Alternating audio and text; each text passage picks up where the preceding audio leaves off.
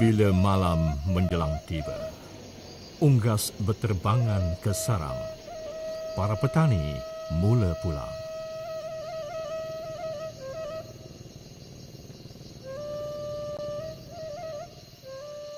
Ada makhluk yang mula menyerang. Hidup bagaikan di dua alam, mencari makan di dalam air, bertelur di atas permukaan. Gondang emas, siput air tawar yang berasal dari Amerika Selatan. Waktu sebeginilah ia keluar mencari makan. Makan sehingga memusnahkan semua tanaman.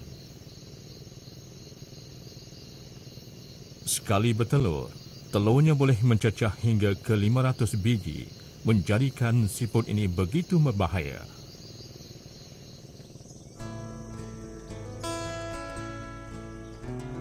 Di Malaysia, ia pertama kali ditemui di sawah padi Kampung Pangkalan Semeling, Kuala Muda, Kedah pada tahun 1991. Bagaimana ia boleh berada di sawah padi ketika itu masih menjadi misteri. Kesannya, siput gondang emas mula membiak, merebak dan menjadi wabak. Pada 1994, ia telah memusnahkan 82 hektar sawah padi di Kampung Labu Kubung, Perak. Mulai dari situ, ia telah menjadi makhluk perosak utama di sawah padi, bukan sahaja di seluruh Malaysia, malah di Asia Tenggara, sehingga ke Jepun dan China. Uniknya, siput ini hanya boleh bertelur di atas permukaan air saja. Jika terendam, telurnya akan rosak dan tidak menetas lagi. Kitaran hidup siput gondang sangat cepat. Selepas menetas, ia hanya mengambil masa 2 hingga 3 bulan saja untuk matang dan menghasilkan telur. Ia boleh bertelur sehingga 200 hingga 500 biji selonggok dan akan menetas selepas 7 hingga 14 hari saja.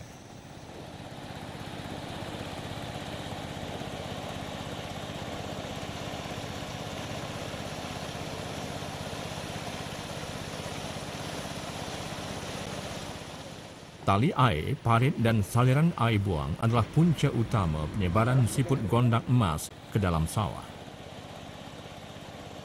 Di tali air, ia hidup bebas kerana tiada sebarang kawalan atau racun dikenakan ke atasnya.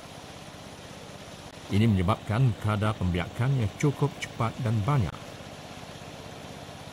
Jumlahnya akan bertambah berlipat kali ganda dalam masa yang singkat saja. Kemasukan air secara terus ini akan membawa sekali siput yang cukup banyak.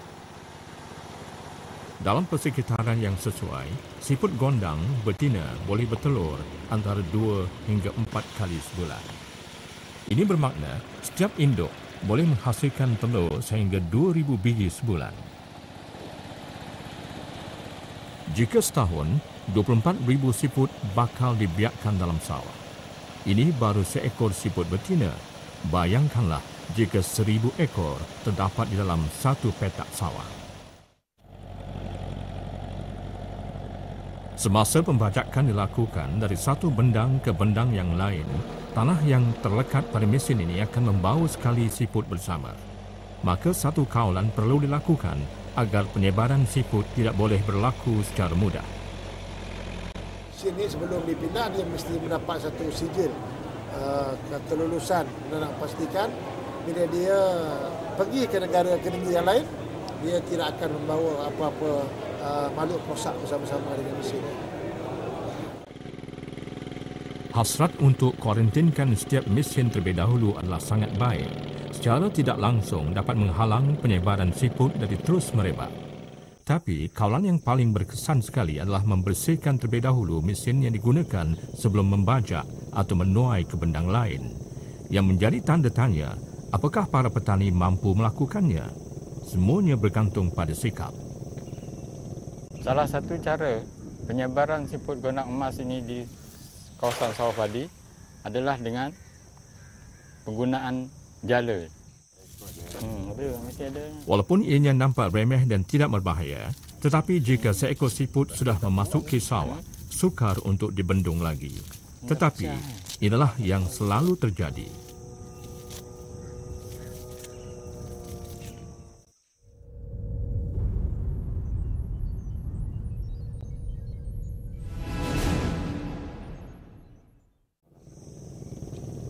Inilah kesan bila sawah sudah diserang siput gondang. Namun, bagaimana hendak mengawalnya?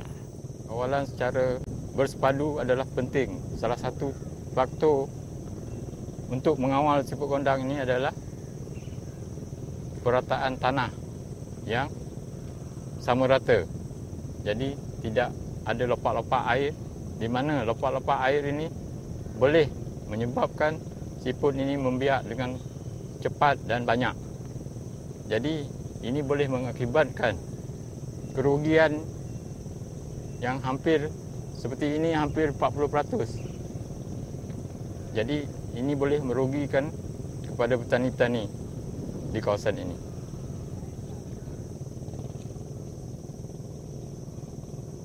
Inilah yang bakal ditanggung oleh para petani jika segala langkah pencegahan tidak dimulakan dari awal. Serangan siput gondang menyebabkan para petani menanggung kerugian yang cukup banyak. Kawasan yang terkena serangan perlu disulam dengan anak padi yang baru. Menyulam semula memerlukan kos yang cukup tinggi sehingga boleh mencecah RM600 bergantung kepada luas kawasan yang terkena serangan. Jika sulaman tidak dilakukan, para petani akan kerugian dari segi hasil sehingga RM2,000 atau lebih. Jika tidak ada pengawalan, siput ini akan terus menyerang dari peringkat awal dengan pada usia anak benih yang terlalu muda. Jadi untuk mengelakkannya, kita terpaksalah membuat pengawalan dari peringkat awal. Jika tidak, kita akan mengeluarkan kos yang amat tinggi, yang mana upah untuk menyulam dan anak benih ini adalah terlalu mahal. Yang mana di situ juga peningkatan hasil juga akan berkurangan.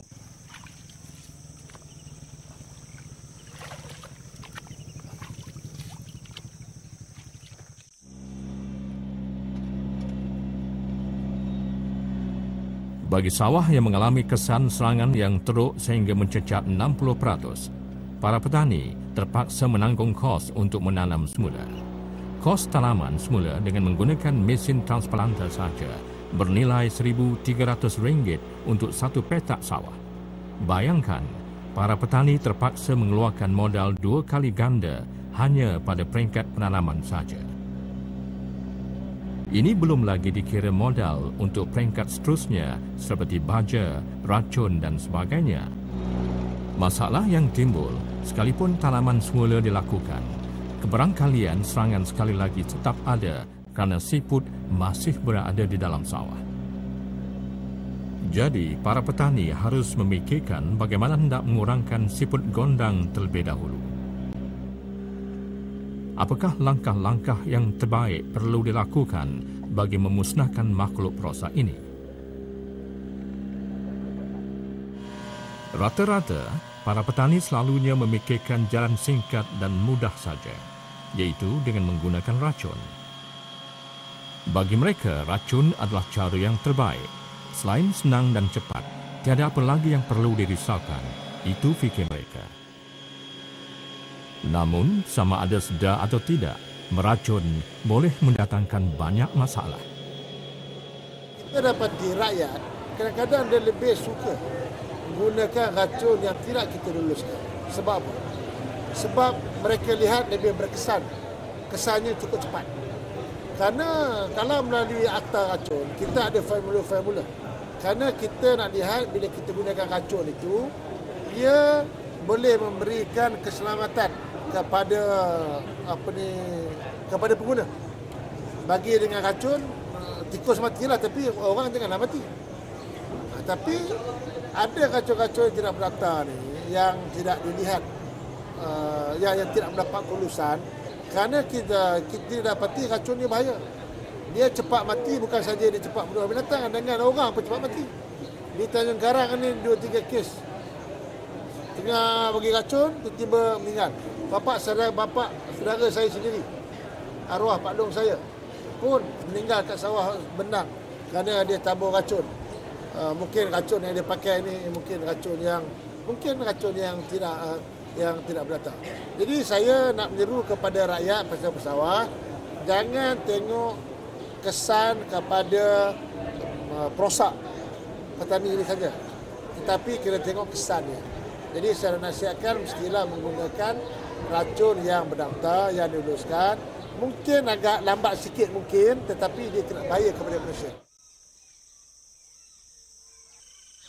Sebagai petani, patuhilah arahan atau saranan yang telah dikeluarkan oleh pihak kerajaan. Sebelum sesuatu jenis racun itu diluluskan, ia telah diuji terlebih dahulu bagaimana tahap keberkesanan, kesan sampingan dan bahayanya kepada pengguna. Penggunaan racun haram hanya akan mendatangkan banyak kesan buruk, bukan sahaja pada sawah, malah yang paling membimbangkan pada petani itu sendiri. Persepsi sebenarnya petani menggunakan racun tidak berdaftar lebih kesan adalah salah sebenarnya. Sebenarnya racun tidak berdaftar ini banyak memberi kesan negatif pada petani. Sebagai contoh, ia boleh memberi kesan pada sistem pernafasan petani sendiri, mana ia boleh menyebabkan lelah dan semput pada petani, dan ia juga boleh menyebabkan kesan lebam pada tangan dan kaki petani sekiranya memasuki sawah. Selain itu, ia juga boleh menyebabkan kuku jari dan juga kuku tangan terbelah apabila terkena pada petani. Dan ia juga boleh menyebabkan gatal-gatal kepada kulit petani. Maknanya ia banyak memberi kesan buruk dan negatif pada para petani. So saya tidak galakkanlah, maknanya adalah salah menggunakan racun ini mengikut akta racun masuk rosak juga. Sekiranya menggunakan racun tidak berdaftar, petani boleh dikenakan denda sebanyak RM10,000. Mana saya tekankan di sini tidak dibenarkan menggunakan racun ini. Jadi, elakkanlah menggunakan racun haram. Mungkin hasilnya cepat, tapi kesan yang ditinggalkan cukup berbahaya.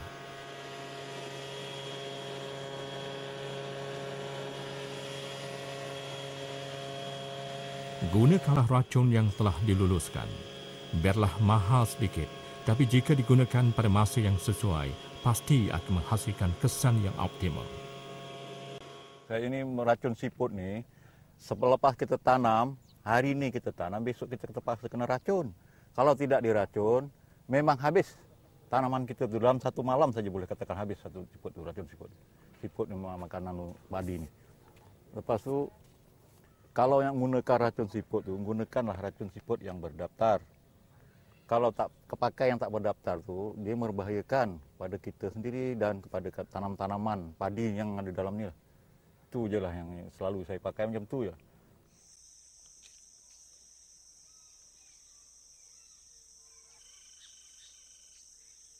Penggunaan racun haram memberikan kesan negatif terhadap persekitaran.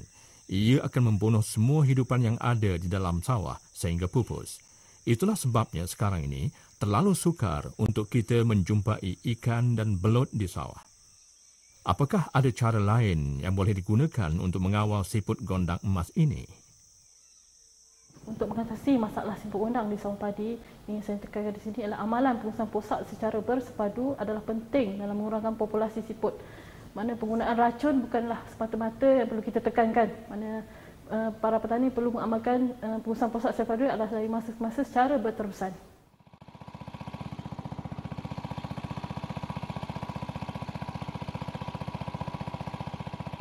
Cara inilah yang perlu difikir dan dilakukan oleh semua para petani.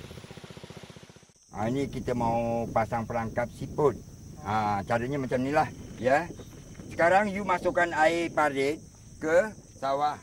Jadi siput-siput akan masuk ke sawah saudara. Jadi kita kena pasang perangkap inilah di sini. Kena pasang perangkap di sini supaya siput akan tersekat di sini, tidak masuk ke bendang. Akyong ya. Jadi siput sekarang bahaya Akyong. Kawasan lain teruk sekarang diserang oleh siput. Jadi banyak-banyak tu di Sekincan pun ada juga kena sikit-sikit bukan? Ya. Jadi kita kena pasang perangkap lah ni. Memang kerja banyak susah jugalah. Tapi lain kali you kalau mau masuk air daripada parit ke bendang, you kena bikin macam lah. Supaya ni. Buat itu macam lah. Ini macam supaya siput akan tersekat di sini.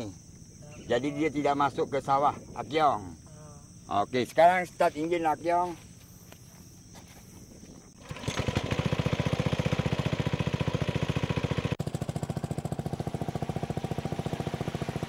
Jadi sekarang dia boleh tersekat di sinilah. Dia tidak itu siput ada melekat di sinilah, dia tak ada masuk ke benang kiong. Siput masuk sini lah. Dia ada duduk sinilah, dia tak ada sampai lepas ke sana. Biar renyah sedikit, tapi jika diamalkan selalu, pasti akan berjaya mengawal kemasukan siput gondang ke sawah.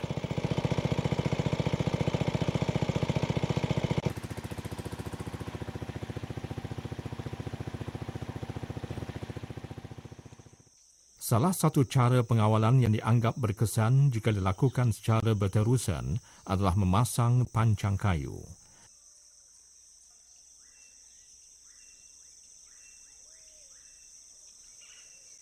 Paling berkesan jika kayu pancang ini diletakkan di kawasan yang sudah terkena serangan atau di tali air dan parit-parit kecil.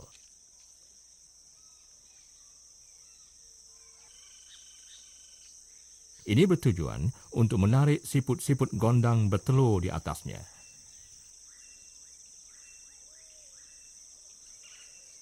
Dalam kawalan secara biologi, penggunaan umpan seperti kulit nangka atau kulit cempedak dilihat mampu mengurangkan bilangan siput gondang di dalam sawah. Umpan-umpan ini akan menarik perhatian siput sebagai sumber makanan yang baru. Ramai yang tidak menyedari, daun ubi atau kangkung juga boleh digunakan sebagai umpan. Cara ini lebih senang dan kosnya juga murah. Malahan, umpan ini boleh diperolehi dengan cukup mudah. Biasanya, umpan-umpan ini akan diletakkan di kawasan-kawasan yang berlopak. Ini kerana di kawasan tersebutlah selalunya didapati banyak mengandungi siput dan lebih mudah untuk mengutipnya kelak.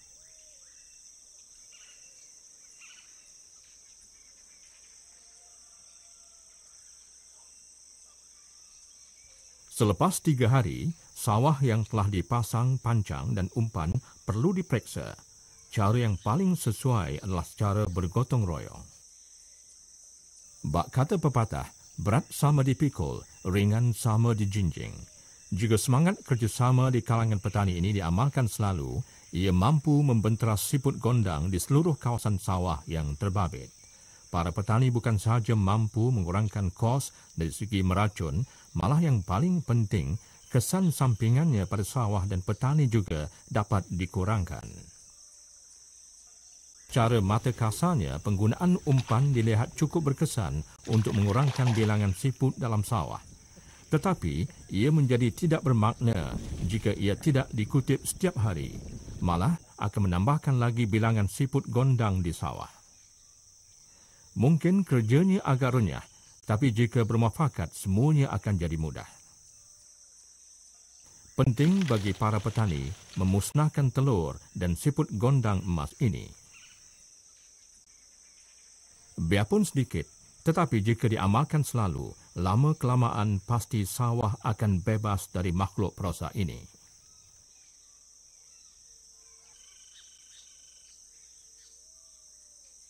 Uniknya, telur siput gondang cukup resisten dengan racun, iaitu ia tidak rosak walaupun disembur beberapa kali. Keadaan inilah yang menyebabkan siput gondang masih terus membiak di dalam sawah. Ianya akan musnah apabila terendam di dalam air. Sebenarnya, pengurusan secara bersepadu adalah sangat penting. Jika diamal dan dijadikan satu budaya kerja, sudah pasti kerugian para petani dapat dikurangkan. Siput gondang emas ni musim sudah merosakkan sawah saya RM3,000 ke atas saya berkurangan pada segi hasil. Musim lepas saya kerugian RM1,000. Musim ini sekiranya saya tidak mengawal serangan siput gondang ini, mungkin saya akan kerugian lebih banyak lagi. Telur inilah punca merebaknya siput. Pada musim lepas saya kerugian sehingga RM2,500. Jika pada musim ini saya tidak kawal, kerugian saya akan bertambah sehingga mencecah RM4,000.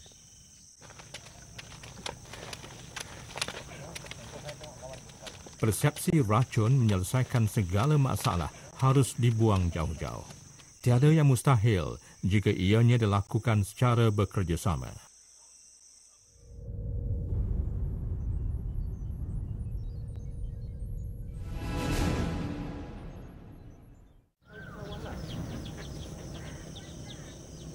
Menternak itik adalah salah satu lagi kaedah kawalan biologi dalam mengawal siput gondang. Di Hawaii, itik air telah digunakan untuk mengawal siput gondang pada tanaman taro, iaitu sejenis ubi, dan hasilnya cukup berkesan. Biasanya, itik-itik ini akan dilepaskan di dalam sawah, tali air dan parit bagi mencari makanan, terutamanya anak-anak siput. Cara yang terbaik dalam pengawalan ini adalah dengan memelihara itik sebanyak 5 hingga 10 ekor bagi setiap 1 hektar sawah. Biasanya, itik akan dilepaskan ke sawah seminggu sebelum aktiviti penanaman bermula dan dibiarkan sehingga padi berumur sebulan bagi memakan anak-anak siput yang berada di situ.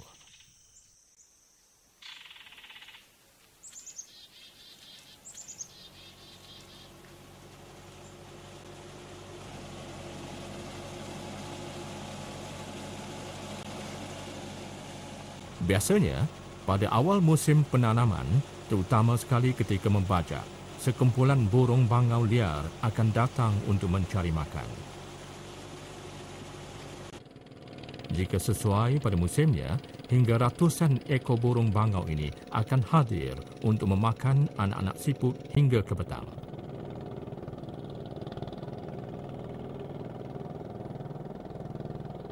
Walaupun hasil kajian mengenainya